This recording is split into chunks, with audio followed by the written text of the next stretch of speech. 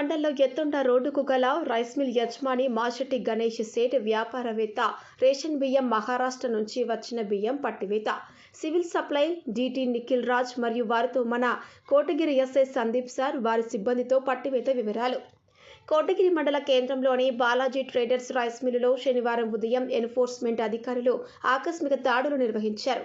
Enforcement అధికారి DT Nikhil Raj SI సందీప్తో కలిసి తనిఖీ నిర్వహించగా సుమారు 100 క్వింటాల వరకు పీడిఎస్ బియ్యం పట్టుకున్నట్లు వారు తెలిపారు. కేసు నమోదు చేసుకున్నట్లు తెలిపారు.